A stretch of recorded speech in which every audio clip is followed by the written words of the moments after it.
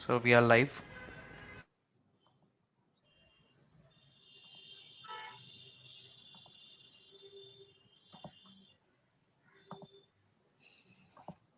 But it's much more than that.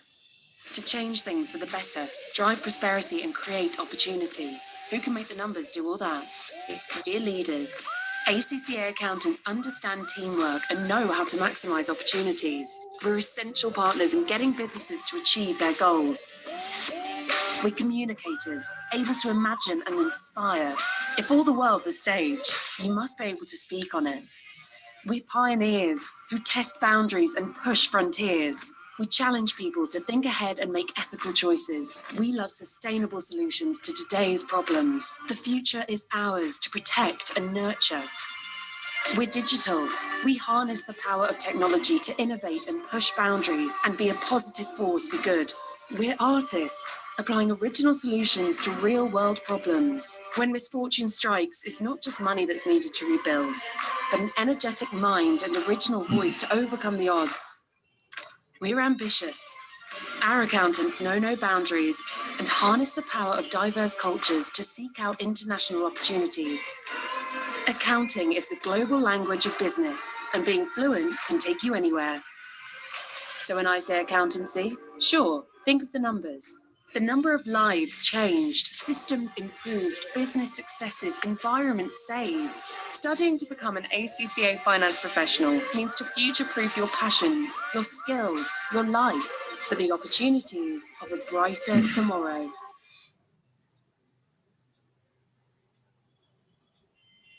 When I say accountancy, you think of the numbers, but it's much more than that. To change things for the better, drive prosperity and create opportunity. Who can make the numbers do all that? We're leaders. ACCA accountants understand teamwork and know how to maximize opportunities. We're essential partners in getting businesses to achieve their goals. We're communicators, able to imagine and inspire. If all the world's a stage, you must be able to speak on it. We're pioneers who test boundaries and push frontiers. We challenge people to think ahead and make ethical choices. We love sustainable solutions to today's problems. The future is ours to protect and nurture. We're digital. We harness the power of technology to innovate and push boundaries and be a positive force for good. We're artists, applying original solutions to real-world problems. When misfortune strikes, it's not just money that's needed to rebuild, but an energetic mind and original voice to overcome the odds. We're ambitious. Our accountants know no boundaries and harness the power of diverse cultures to seek out international opportunities. Accounting is the global language of business, and being fluent can take you anywhere. So when I say accountancy, sure, think of the numbers. The number of lives changed, systems improved, business successes, environments saved. Studying to become an ACCA finance professional means to future-proof your passions, your skills, your life for the opportunities of a brighter tomorrow.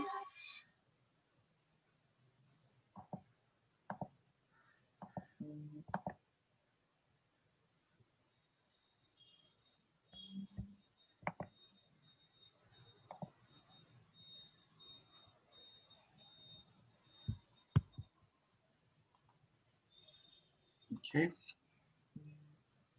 Guess you guys can hear me.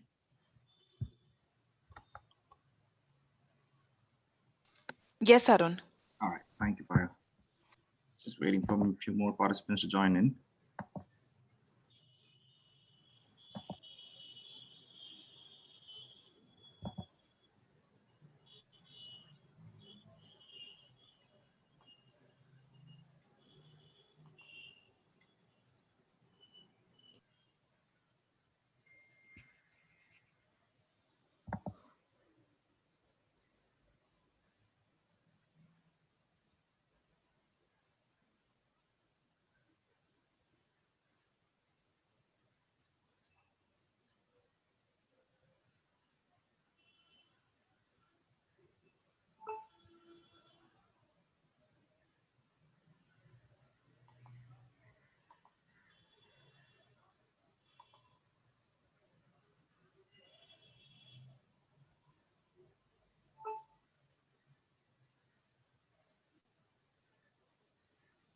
Just wait for another minute and we will start. Because we have a couple of invites that is planning to come, so we're just waiting for them. Okay, so I'll just kickstart because we will have few poll questions before, so that in that meantime, probably you can have a lot of other people joining in as well. Good evening, everyone. Welcome to this wonderful session. My name is Arun. I represent Delphi Star Training Center. I'm based out of Dubai. I've got over 14 years of experience within learning and development, worked with BNY, Tech Mahindra, and now part of Delphi Star Training Center, and love the journey that I'm doing out here. And that's the reason we thought of bringing in this beautiful session with all the panelists that's there with us. Of course, I will be introducing you to all the panelists and take it further. Quick information about Delphi Star Training Center. We are based out of Dubai, and at the same time, we have our office in Calcutta, in India, and of course in Gujarat. We do all possible programs, right from ACCA to CMA, CPA, CIA, FRM, all financial cybersecurity courses, and of course a lot more. You can definitely get in touch with us, which we will be sharing our details towards the end of the session. Now, before I move in and go ahead and introduce the panel, I would like, as I see that there are many people hopping into the session even now, I would like to bring in a poll question so that we can have an interactive session. If not, all your mics are going to be muted, as in when you have any questions, when we have a question and answer session, we will bring it up, we will unmute you so that you can speak up with the panelists as well. So I'm going to throw up the first poll question out here in the meantime.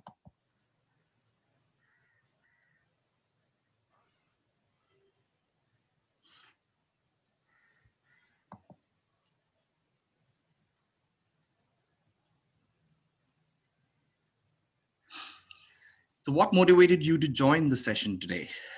So I have my colleague, friend, relative asked me to attend the session, know the industry trends and future skills, enhance my knowledge. It's neck to neck on enhance my knowledge and know the industry trend.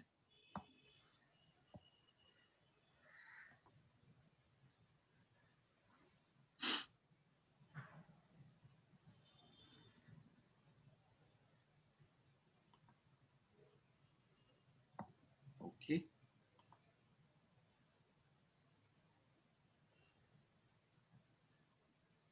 Few more seconds and we'll be ending the poll, the very first question. I see a lot of people are mentioning in the chat box as well. Enhanced knowledge, know the industry trends and future skills. Very nice. I have 50% on that. Okay, I'm going to end this, the very first one. You can see the results as well. It's 51% know the industry trends and future skills.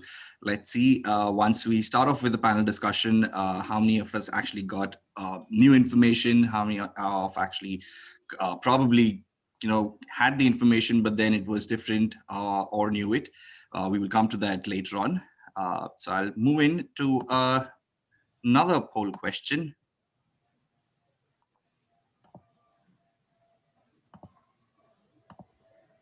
Which is very important in today's generation. In your view, which technology trend will have the greatest impact on finance industry in the upcoming times? You have Internet of Things, data analytics, machine learning, and automation. I'm pretty sure there are a lot of people, there are a lot of professionals in this particular session who would know what's happening in the market. And I see a lot of them actually going with data analytics.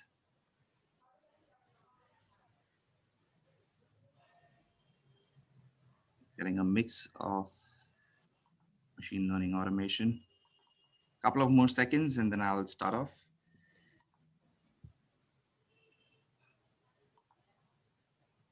Pretty sure these things would be discussed as well in the session.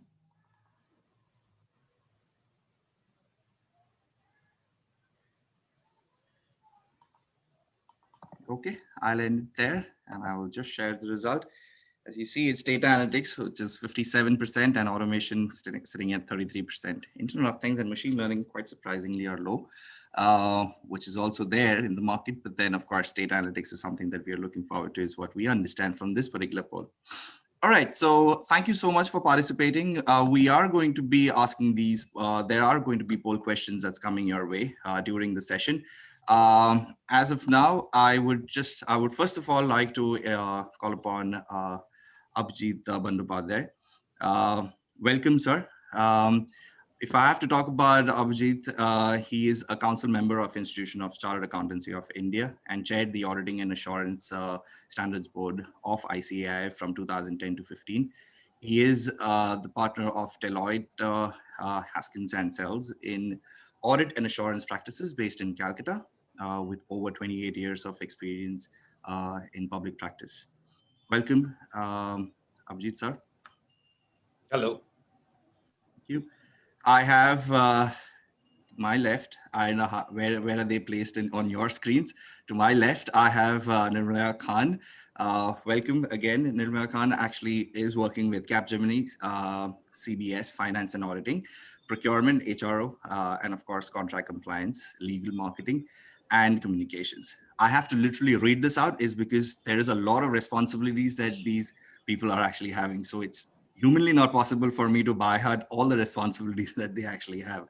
He's also a concurrent audit and global risk and compliance service globally across locations in India, Poland, Guatemala, Brazil, and China.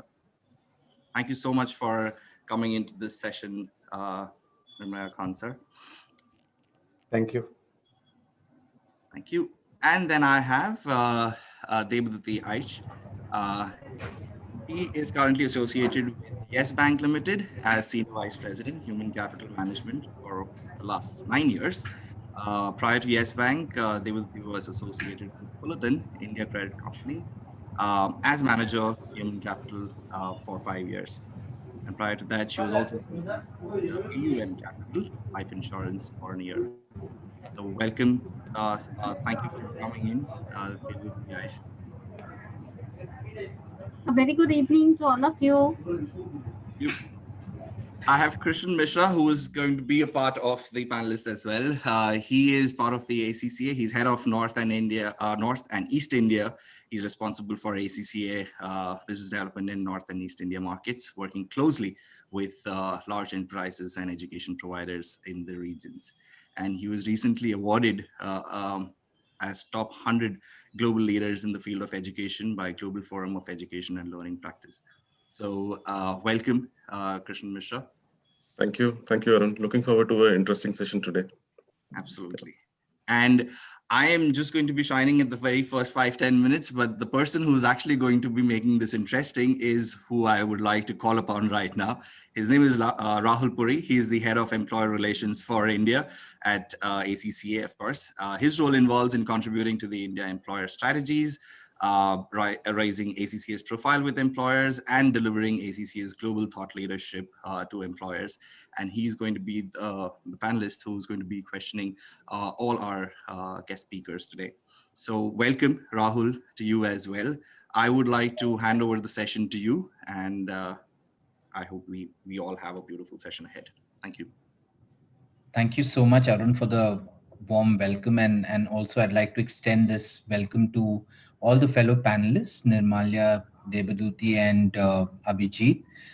Thank you for taking out time and being a part of this session. I think it's very important for us to be able to discuss and help a future finance professional audience understand what's in it that is currently happening from a finance perspective, from a talent and skills perspective.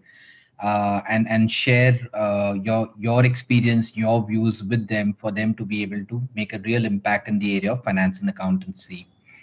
So with that, I do want to start with a very general question, and probably I can go around to various panel members and ask them for a comment. Given the impact of globalization, and because we see so much of regulatory increase in regulations and regulatory frameworks, and of course technology is also playing its role, the expectation from the profession, from the finance and accountancy profession, is evolving.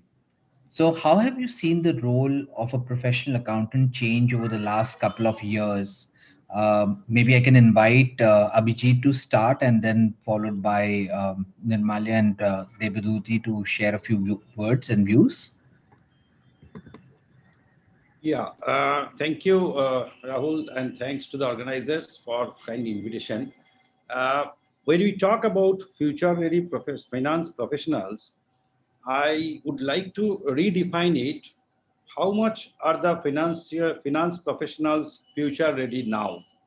So, if I have to, share my experience of dealing with finance professionals as a council member of a Indian body or in the international body, I saw there is a phenomenal development in last 5 years. I'm sure in last 5 years, the development which has taken place in all professionals, including the finance professionals, because of a lot of things, globalization and technology development, which perhaps if we compare that with the 5 years growth maybe 15 years back, it's really phenomenal. But question remains when I have worked with many regulators internationally, like PIOB, IOSCO, IFIAR, they all think that our finance professionals today leave a lot of huge expectation gap. So there is a visible expectation gap from the finance professional across the globe, particularly by the regulators and by all stakeholders. So I think today, if we have to define the future-ready professionals, there is a lot to be done, and I'm sure we are doing a lot. We'll discuss maybe in detail a little while later. But I think globalization has taken place. That will continue. The regulatory changes are like indispensable. You can't really stop. Every day, more than 100 circulars issued by SEBI or MCA or RBI or any of the regulatories. You can't stop. But where you can really play around is technology, which really makes us take a big jump from today to the future. Thank you. Thank you, Abhijit. That's a really valid point that technology, out of everything else, is playing a very, very critical role. So let me actually, request Nirmalia to share a few thoughts of his own, because he represents Capgemini, which is also in the space of technology. So Nirmalia, from your experience, what do you see happening given the gamut of changes that are taking place? Thanks, first of all, and good evening, everyone. So it's a very interesting thing which is happening overall in the industry. Okay, so from a globalization perspective, from a local perspective, we have to think global, which has obviously happened with the globalization of the overall aspect. In ITS industry to which I belong to, it is absolutely global with customers from domestic to international to anywhere in the world. So that is a must, which means it is interesting and you get additional clients, but you have to be extremely aware of the regulatory aspects. You have to be extremely aware of the accounting standards in the different locations or geographies where it belongs to. You need to be aware of the culture and nuances of the respective geography of the continent you are relating to. That makes globalization, the complexity of globalization is that. From an increased regulation perspective, yes, indeed, because of multiple different aspects which has happened overall in the finance industry over last decades or every year, things are changing. And the increased amount of regulation are coming in.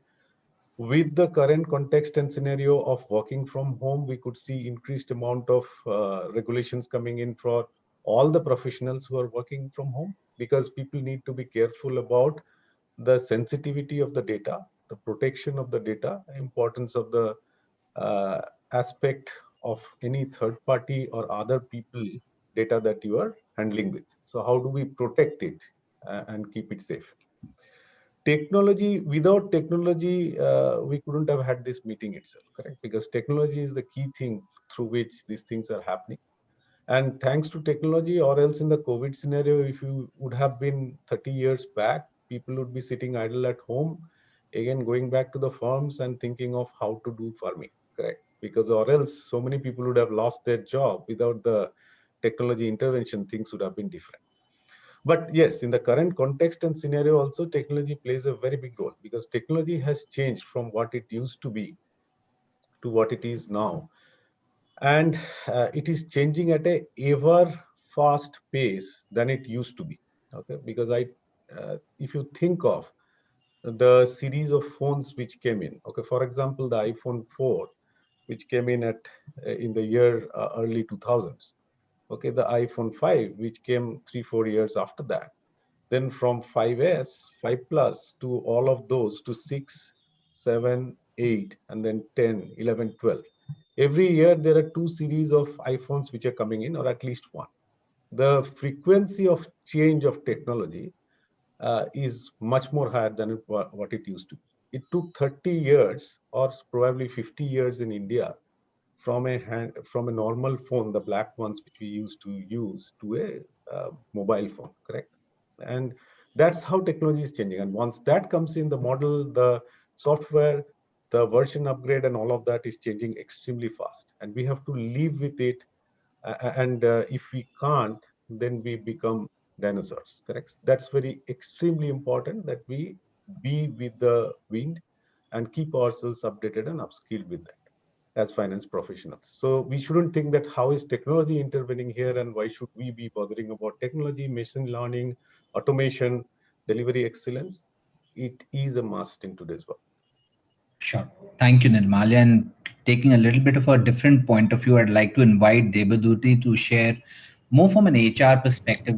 What are the kind of changes that you see happening in the finance and accountancy profession? Look at it from a human resources perspective. Thank you, Rahul, and thank you to all the panelists. And taking from the reference with my prior two panelists, I would just like to say human resource nowadays is another, you can say, a shadow of technology, where while recruiting and the selection process is mostly AI driven, where the skill set and the knowledge parameter for a financial professionals are very, very important. So basic knowledge or basic certifications which will give you an idea of finance, and then upskilling or reskilling themselves based on the new changing world. I would not like to say that pandemic has changed the world. Change is the only thing which is constant. So every day we are changing in terms of data analysis, in terms of report making, in terms of standardization, and also I would like to say finance is a it's a governed segment. Basically, there are a lot of rules, regulation, and compliance we need to follow. So I, being a banker, I just would like to say, adding value and increasing your knowledge into, doing certified course and getting into more, data driven report making, and increasing your knowledge to that particular segment, which will give you more age to your career. So selection process is mostly dependent on the AI techniques of the software, which has got a preset kind of a requirement, where the basic knowledge is very, very important, and the global certifications are maybe the part of this kind of a selection, depending on the profile as well. Thank you. This is from myself. Thank you. So I think one of the most common things that all the panelists are talking about is technology. So my next question will be bent slightly on technology to get point of views. And there's a significant impact that we all realize that technology is actually making, and how it is changing the way of work. More importantly, when you look at terms such as AI, robotics, or even for that matter, the use of analytics in the area of finance and accountancy, although it is not new, but it's become more prominent now. So my question is, how have you seen the role of technology really playing out the way we are working, changing the way of work? What does this mean for finance professionals? And in fact, even from data analytics standpoint, how is that being used in today's finance organization to be able to support and drive business decision making? Maybe Abhijit, I can start with you again and then go back to Nirmalya. Yeah. Thanks. This is a great question, and I think this is the most important question today. Expectation gap is quite huge and increasing, and stakeholders' expectation is that the finance professionals will be guarantors of their stake, because they have put in stake. So the CFOs would prepare most transparent, well-designed and drafted financial reporting. The auditors will do job. Now they want They don't want us, or they don't want the finance professionals to do different things. They want us to do it differently. So when we do it differently, how do we make a difference?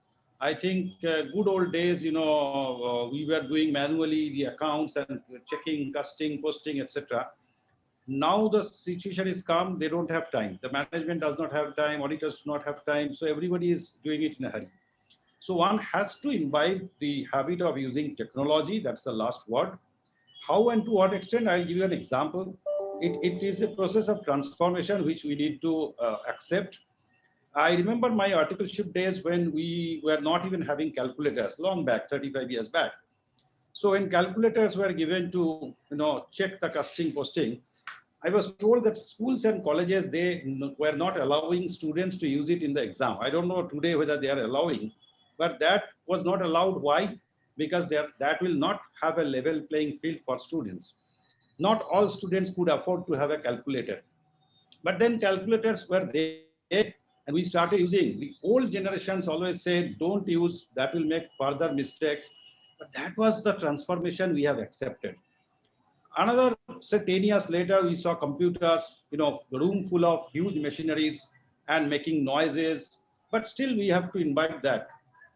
Today, the computers and technologies are at its peak.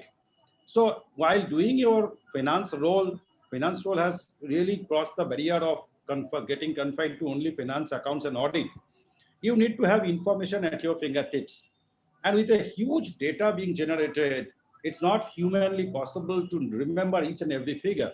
So you have to do that analytical process. This was there even earlier. But how do you do it? You have to have machine learning. You have to use the machine. Excel is a fantastic tool of analytics. But if you see today, many organizations have come out with fantastic tools for analysis and using analytics. That is going to help the top level management, the auditors, the finance guys, and everybody to a large extent. So I think that's the way you can do it differently. Thank you.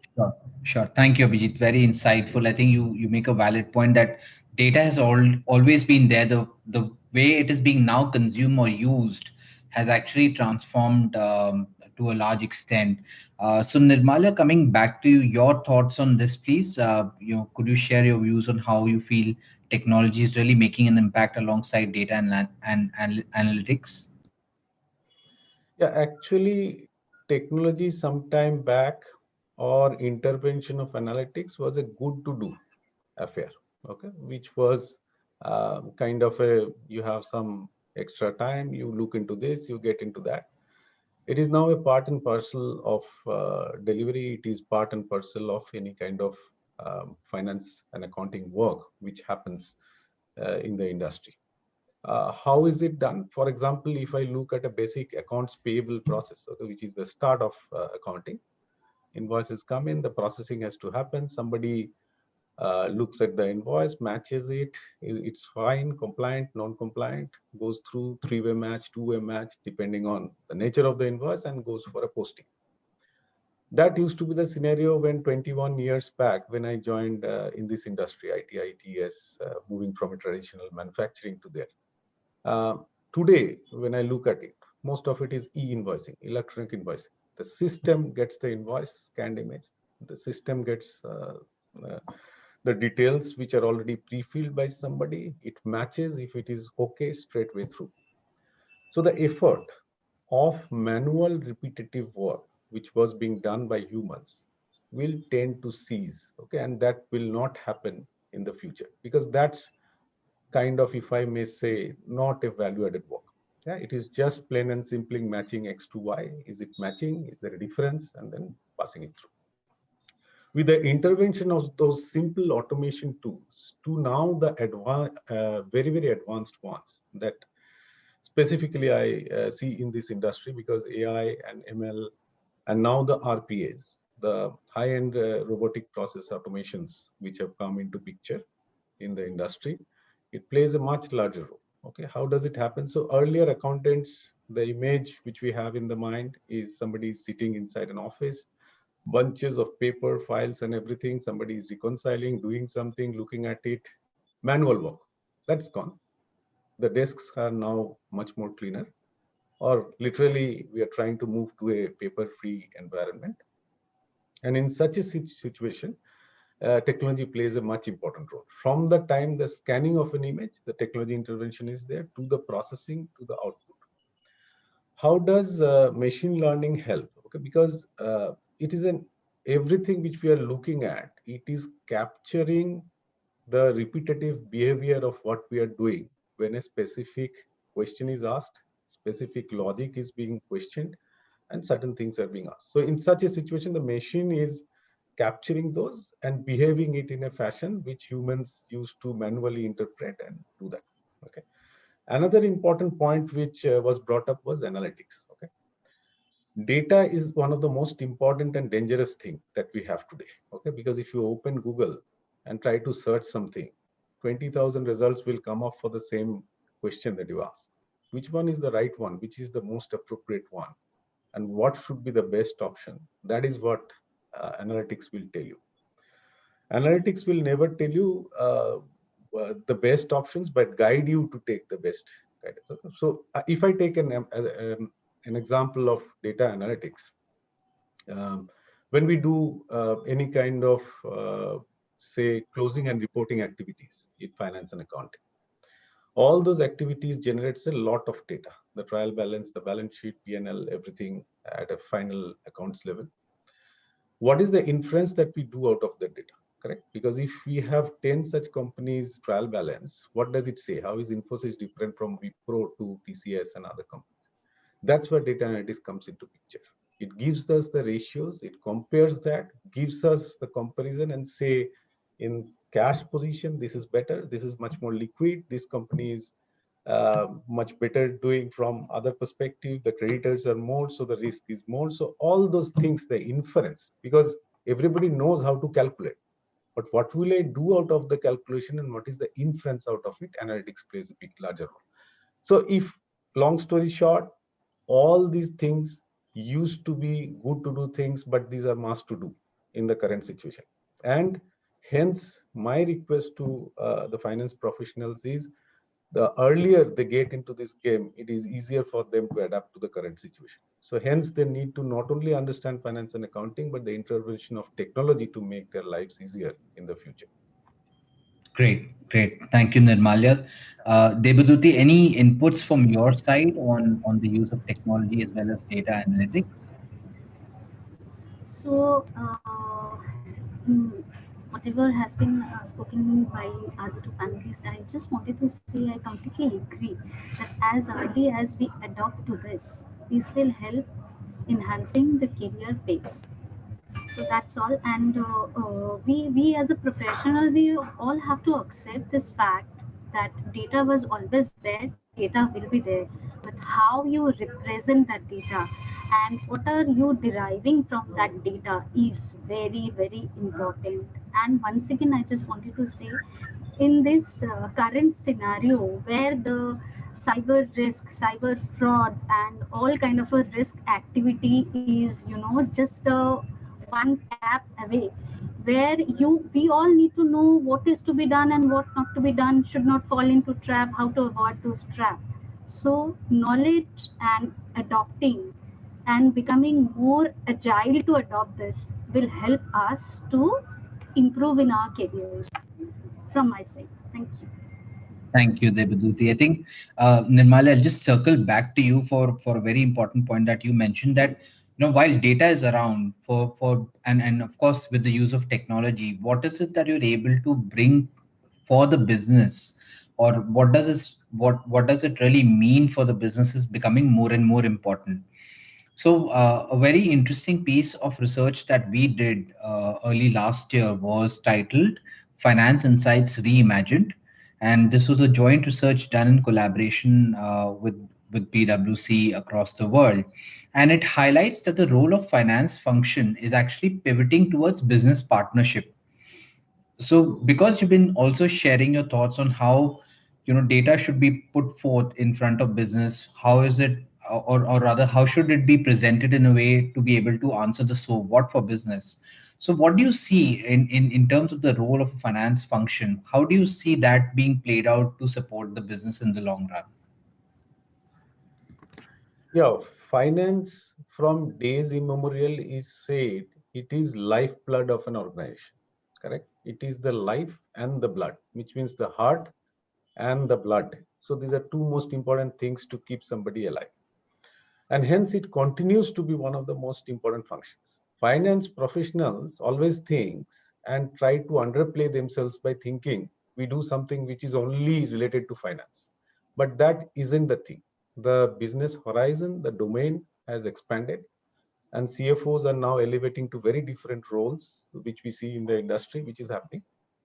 And indeed, from a business partnership perspective, that's creating a long-term impact in the industry, and finance professionals are playing much larger and enhanced roles. From overall perspective, if you ask me that how is the finance as a community or as professionals, they're going to shape up in the near future, they have immense potential.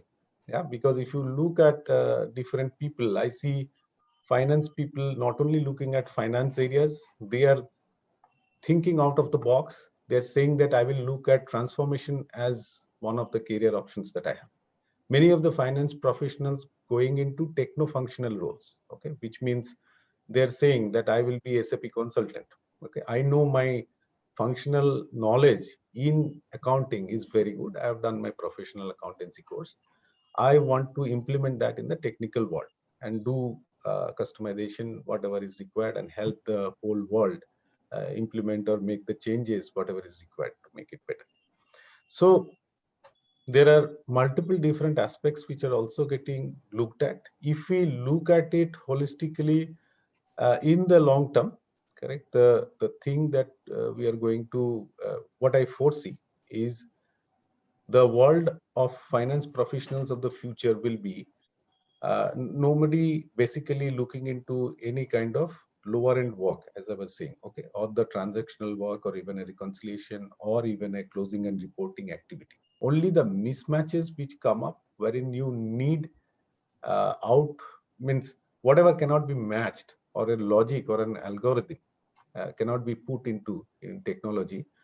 Complete means that decision cannot be taken by the system. That's where human intervention comes in, which means the accountants of the future will be much better than, and their acumen has to be much more well equipped to manage those exceptions. Because people like us who are from the earlier generation, we have learned it that way. We have matched it, and as Abhijit was saying very clearly, that a calculator used to be a fancy thing, and that is a good to do. So you do everything manually. There are some advantages to that also, and hence the next generation or the earlier generation to us used to say that might create errors rather than benefiting you. But as we see in the times to come, the things will be looking different. Earlier, if you used to go to a BPO industry, you will see 200 people doing accounts payable. It will not be there, because the matching is happening in a different setup, and only people who are sitting in there are the people who are doing the complex work of reconciling those which have not matched, and why hasn't it matched, correct? Similarly, in what will evolve eventually is only decision making roles, okay, because and that's what human beings are.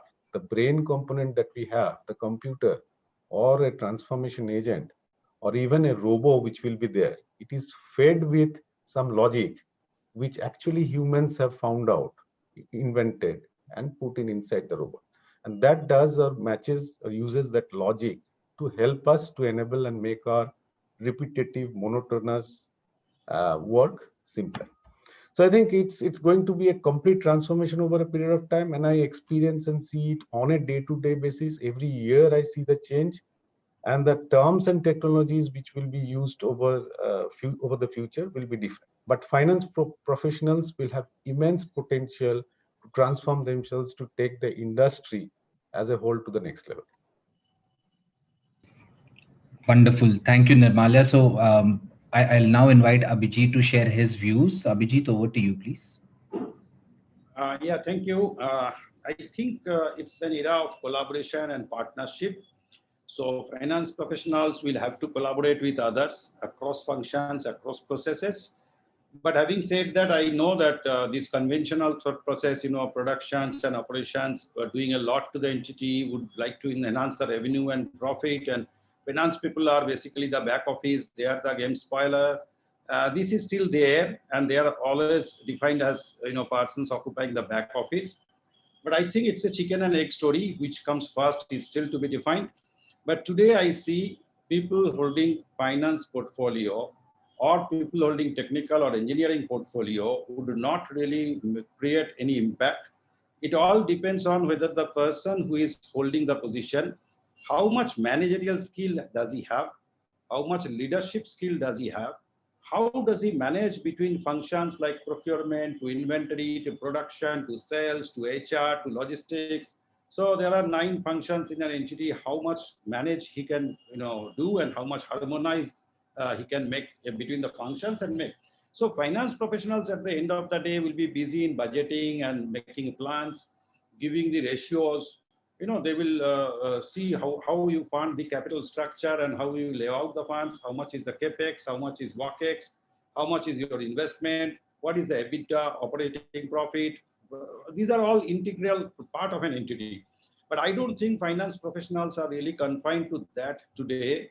They are helping the business a lot, first by making these annual plans and budgeting, doing this analytical process, giving the right information to the board. And today they are also part of the board. So in the board also they are contributing a lot. How do you collaborate between two companies in the industry? How do you collaborate with other partners in the same industry or other industries? How do you have a supply chain redefined? How do you re-engineering the business process? And of course the technology use. It is not only confined to, I would say, analytics and all. They are equally working on the big data analysis. They are working on the artificial intelligence. Blockchain is going to open up a plethora of opportunities for the finance professionals. And I think at the end of the day, all that the top level management or the promoters would like to know what's happening where and how. Earlier, you have to have a large network to get information and process that. You need a team to process and all.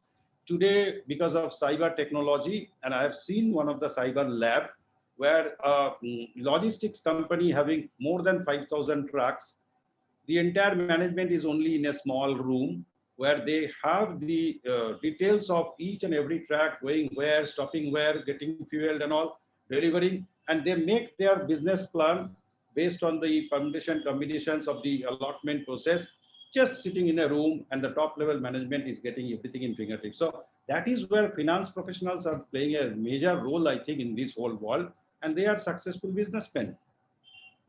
Wonderful. I think from what we've been talking about, purely in terms of the use of technology, to now talking about business partnership and how the expectation from finance and accountancy professions is as always evolving.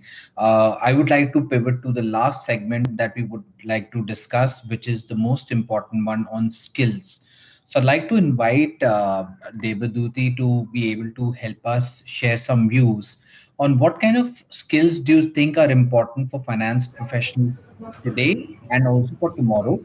So what and what kind of skills do you look for when you start recruiting for your finance teams? So if we talk about skills, primarily, Yes, we can hear you. Please go on.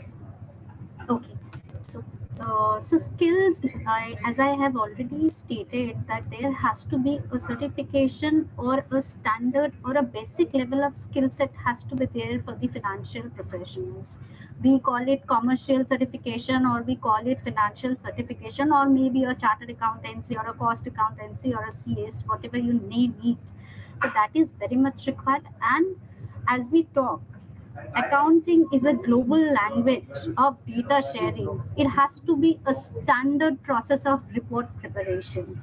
So, which is already there, and if you have furthermore, if you need to rescale and upscale your career, then further global certification would also give you an added edge to your career, professional career. So this is how we look at it. And I would also like to add one more thing, as my senior panelist also said that, business partnering. So I being an HR, we call it business HR. We are partnering with the business. We are assigned and aligned with the business objective. So HR is also being known as a normal HR. Nowadays, we are not normal HR, we are business partner. So finance is also a part of our business partnering. So we all have to be aligned to a business goal for a commercial organization. Whatever department you are working into, the same goal we all are driving. Right? Great, great. So before I move on to my next panelist for a comment, Devaduti, any last words of advice or suggestions that you would like to make to the audience who's listening in today? I would just like to advise one particular thing. Right now, the entire world is going through pandemic. Please don't waste your time. I, being a mother, and my daughter is appearing for class 10, every time I tell her, keep on utilizing your time. We are at home, we are doing work from home, and we are privileged doing work from home. So you have sufficient time to utilize your time and getting into a further course, or maybe enrolling into a certification course which is globally acknowledged. So learn and learn. That will help you to get into a further position or a better position. As an Sure. HR profession, this is from my side as an advice. Thank you, Devaduti. Nirmalya, may I invite for your comments on the question related to skills, as well as any words of advice or recommendations for all our young professionals listening to us today? Yeah, I'll probably blend those two together. Because see, professionals as they start their career, go through the journey, junior level, mid level, and then elevating finally to the senior level. There are certain key aspects which they need to keep into mind. It's not only the core accounting expertise that is going to take them there. Yeah, because there are multiple other aspects which needs to be looked at.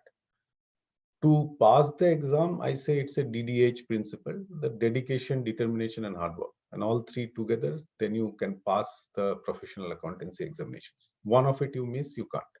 You need to have, first is your dedication, that I need to invest this much of time, effort, I need to be there in what time frame. Then the determination to reach there, and then absolute hard work. There's no shortcuts to passing a professional accounting examination. Then I say, as you grow in the career, I realize that all of us and people might differ from me, but there are 5 different pillars on which people should look at, focusing on how they grow. Okay, because as they grow and elevate and they grow, the title of people will change.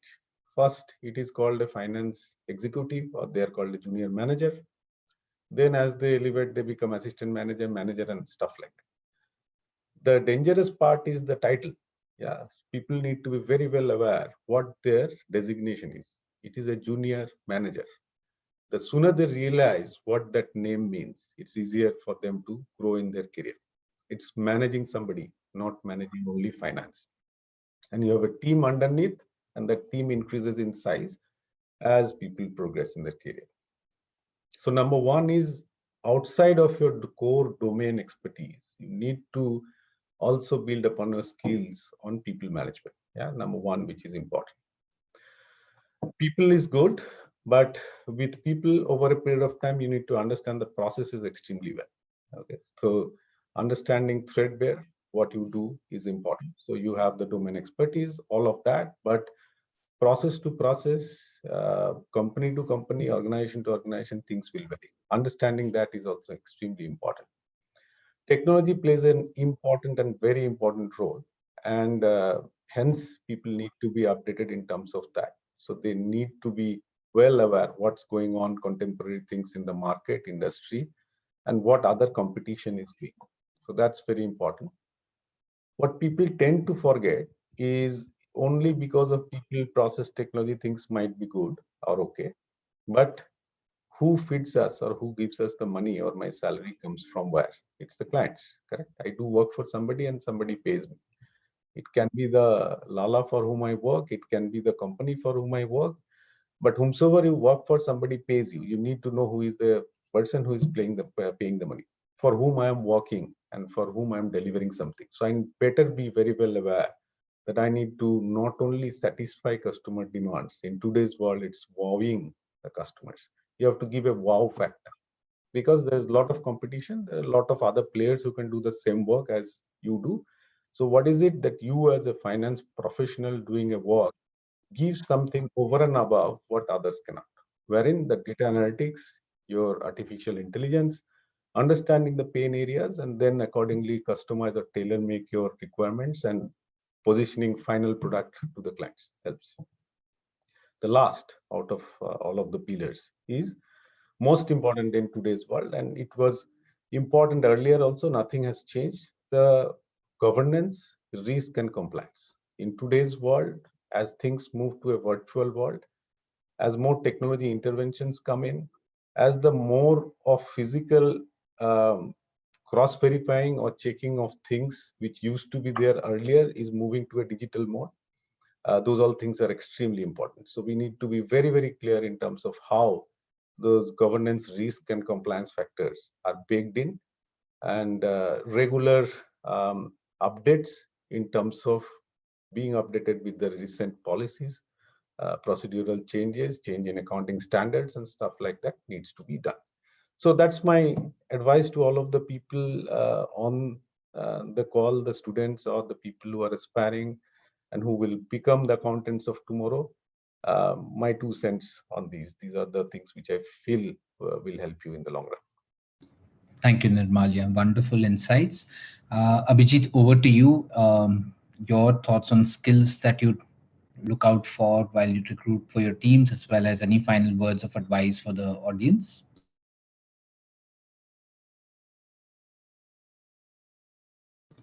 Abhijit, do we have you on the line? Yeah, sorry, I was on mute. Yeah, sorry. In Deloitte, we always keep saying that create an impact that matters.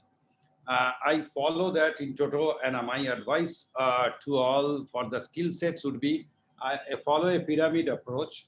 Pyramid has a base. The base is technical knowledge, and there is no substitute to it. So while you are a student, read well. When you are qualified, read much more. And continuously updating and upgrading of those knowledge again has no other substitute. That being the base, how do you build up your career in finance or in any profession? You should be open to change. You should be open to learn. Like technology, we are talking a lot, but what exactly would impact on you? What exactly impact on your clients? What exactly you should learn to grow yourself as a professional? So that you should be open-minded, you should be agile, you should be thinking out of the box.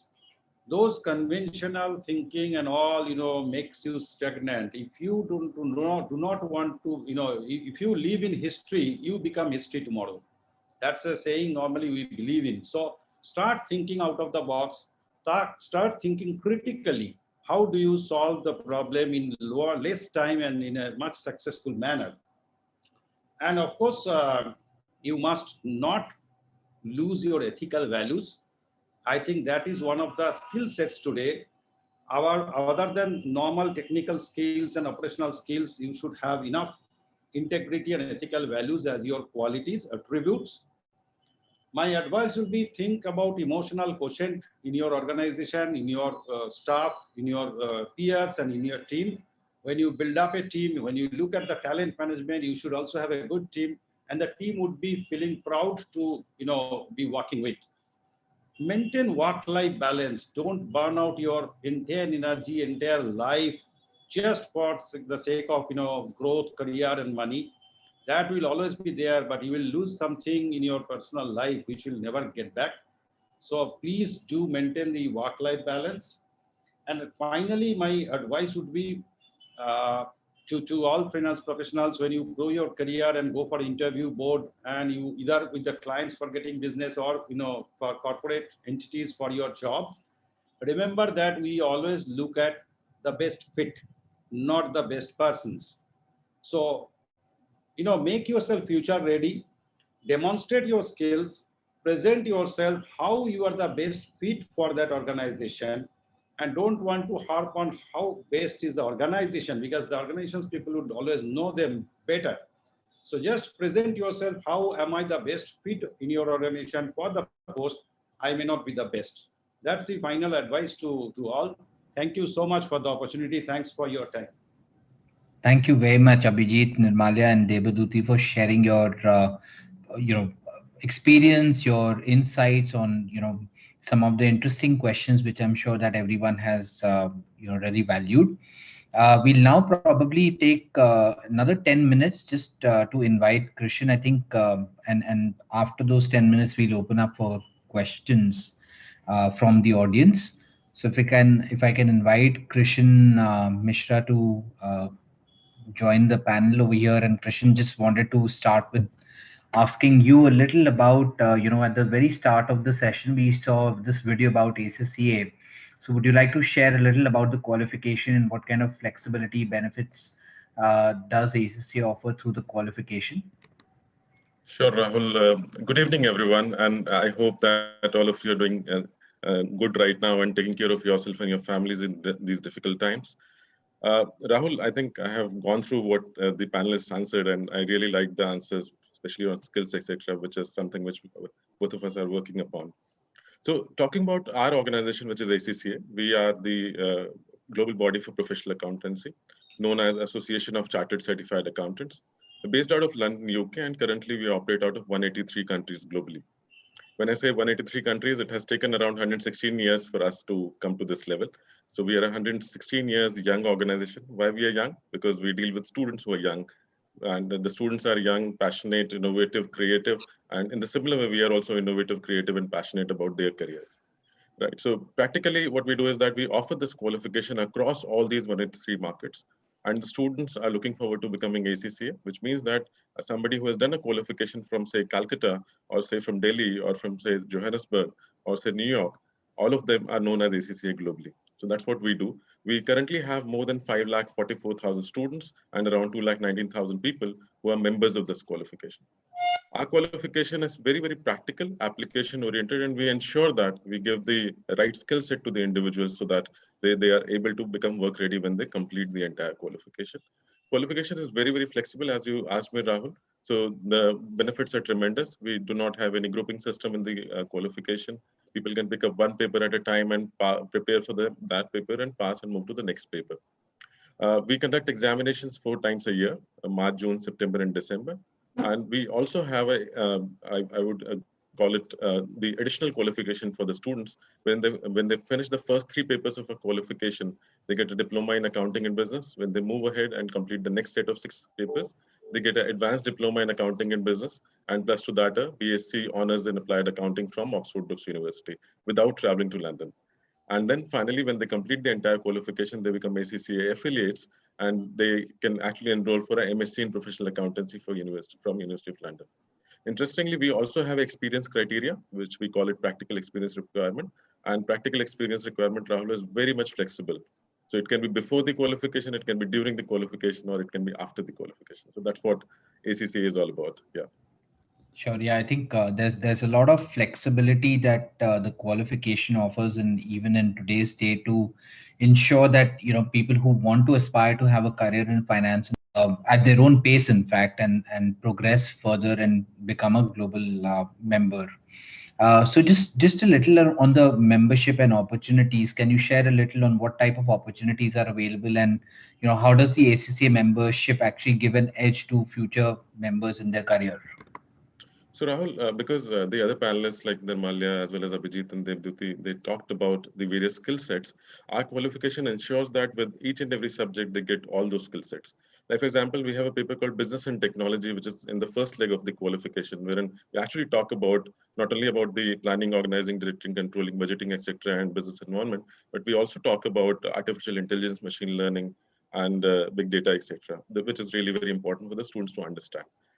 In fact, all our exams are computer-based, so we ensure that, yes, people get acquainted to the computers, and we give them all the formulas because everything is application-based.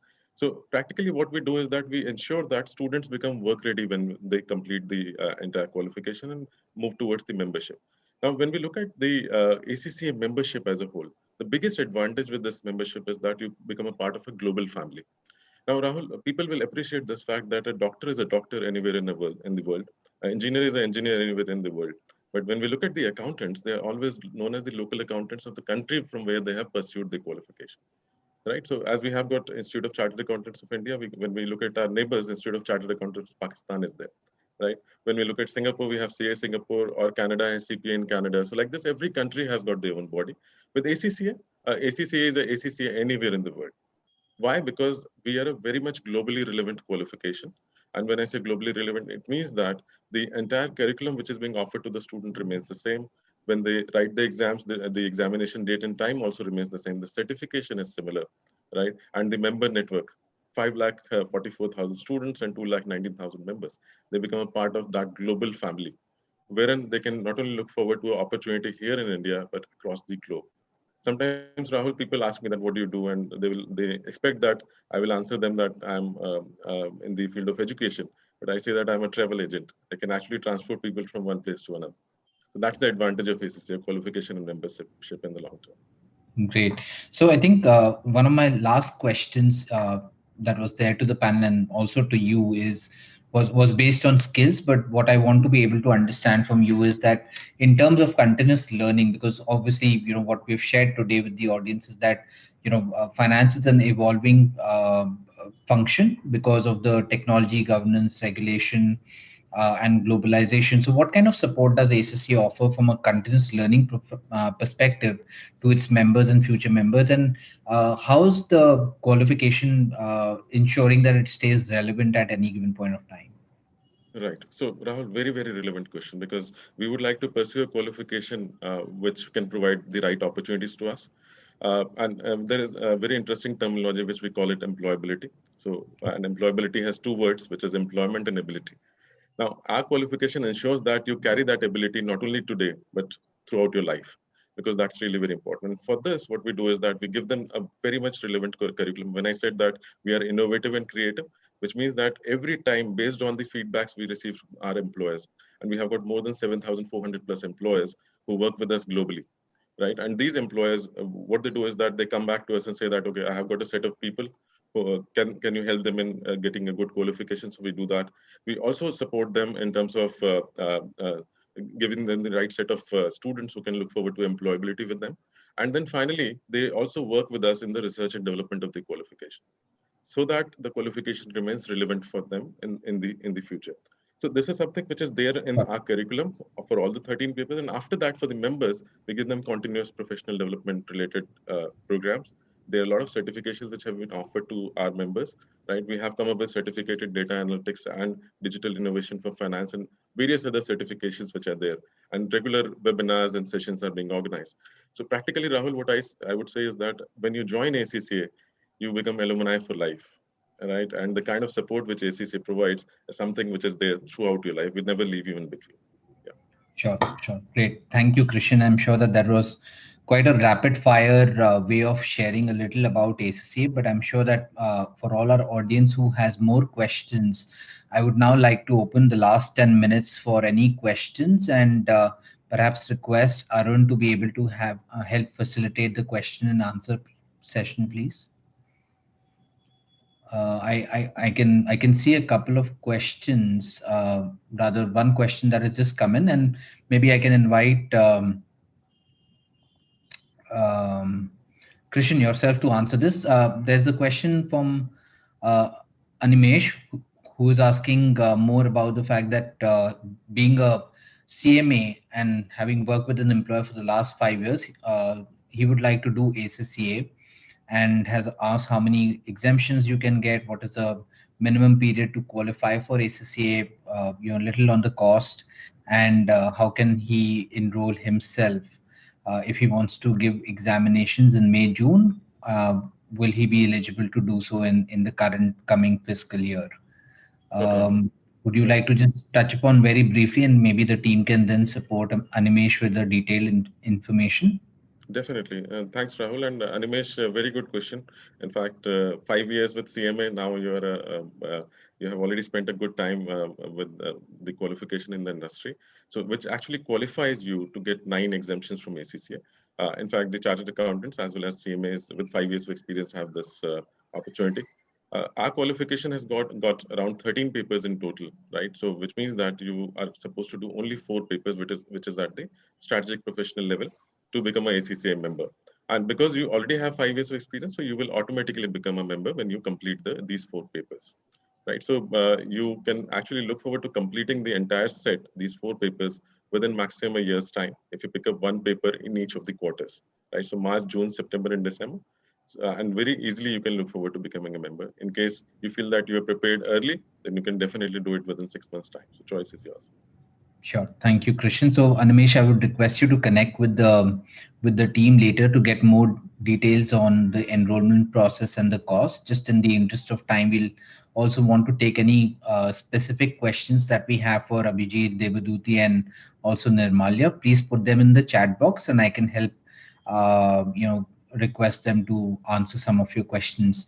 I think Ish Goel has a question on how ACCA can help me in getting an investment banking role. Christian, would you like to take that up or should I answer? Yeah, Rahul, please carry on. No problem. I Okay. can add to it. Yeah. So, Ish, to your question, I think the qualification covers the length and width and the breadth of what we teach through the curriculum from a finance and accountancy standpoint.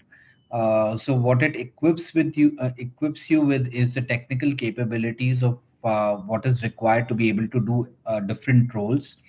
So the curriculum is designed in a way that we equip you with 13 competencies which enable you to look at different job roles across the finance and accountancy function. So I think once you start with ACCA, you'll soon, and obviously once you complete ACCA, you'll also soon realize that you are much more equipped to do different roles rather than just investment banking. You could be doing various other roles also in case you're having alternative interest after a certain point of time. So again, please do connect with the team. We'll be able to share more information on the various competencies that the qualification helps develop. Great. Any other questions from attendees? Anything specifically for? I think there's one in the Q&A box which is coming through. Can ACCA member have signing authority and undertakes audit in foreign countries, especially UK? Christian, would you like to answer that?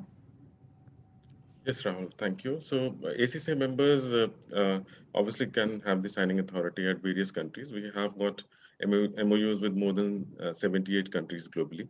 And depending on the requirements of those countries, you can actually appear in 1 or 2 papers. And based on that, you can get the local qualification of that country and you'll have the signing authority being given to you.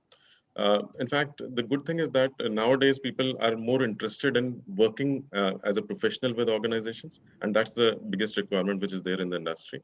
So I can tell you that not only worldwide, but we have got a lot of opportunities in our own country in India, and the opportunities are very close to us in the city of Calcutta, in places like Lucknow, Jaipur, Chandigarh, Noida, Gurgaon, Bangalore, Hyderabad, Chennai. All these places we have got various opportunities for people to look forward to in the field of finance and accountancy. It's not just because that ACCA and other bodies are here. It's just because India is growing in terms of the finance and accounting activity, and the globe is looking forward to it. So practically the jobs which were there in Europe, as well as US and Australia, New Zealand, majority of them have been shifted to India and to all these places. So you can look forward to working here and expanding your horizon and a career for the future. Yeah. Sure. Thank you, Christian. I think there are more questions coming about the qualification and in terms of relevance and the exemptions that are available. So I would request that the audience can actually connect with the ACCA team or at least for that matter with the EduDelphi team to help get responses on the queries. However, if you have any question related to the topic that we discussed with the panelists or anything that you feel is still unanswered with respect to the topic, please do put it in the chat box. We'll probably have this for another minute or so, and then request to close the session, please, in the interest of time. Well, we'll just probably look and wait for one more question to come in.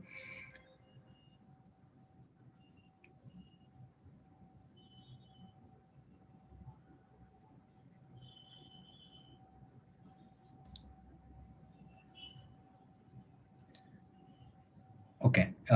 While you're in the last 30 seconds, if someone does have any questions, they can type it in the chat box. I just wanted to take this opportunity to thank all the panelists who have been here, after sparing their time. I think at least for me, it was a very, very engaging session to be able to hear from industry stalwarts such as Abhijit, Nirmalya, and as well as Debaduti, and for them to share their insights. So I'm really grateful for them to take out time and be with us on the session. Also, Krishan, I'm aware that we have so many calls and opportunities to be able to connect virtually, and to take out time and do this session to support future members or aspirants of finance and accountancy is really wonderful from your side. I think that there aren't any questions that I can see coming through in the chat box. So at this stage, I'd like to hand it back to Arun to take us forward and close the session, please. Arun, back to you. Thank you so much, Rahul.